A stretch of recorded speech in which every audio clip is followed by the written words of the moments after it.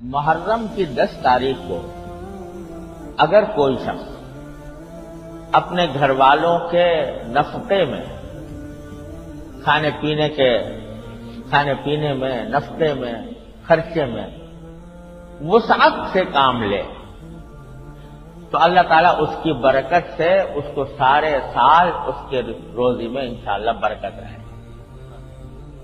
یہ بھی سرکار دو عالم صلی اللہ علیہ وسلم کی ایک حدیث میں آیا ہے۔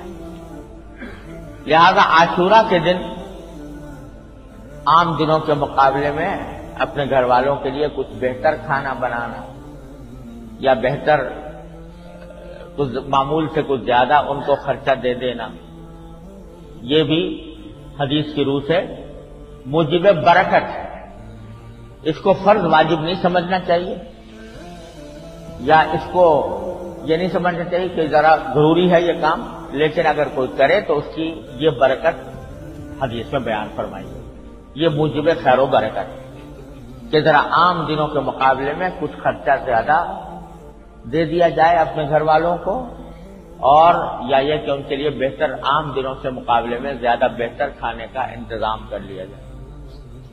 اتنی بات حدیث ہے صاحب۔ اب لوگوں نے بہت ساری چیزیں اپنی طرف سے بنا لی ہیں جن کا نہ قرآن کریم میں کوئی ثبوت ہے نہ احادیث میں کوئی ثبوت ہے۔ مثلا کھچڑا بنانا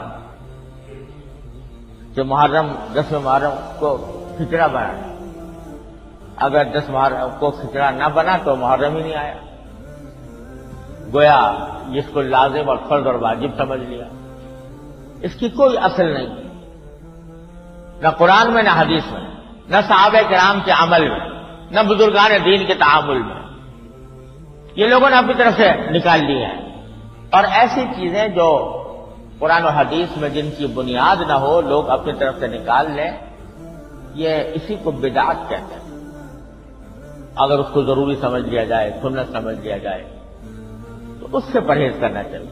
ہاں، اصل اتنی ہے جو میں نے عرض کیا کہ اپنے گھر والوں کے لیے نفقے اور کھانے پینے کے معاملے میں عام دنوں سے کچھ زیادہ توسع کیا، بس اس حد تک اگر کوئی کرے تو وہ حدیث کے مطابق ہے، اس سے زیادہ کرنے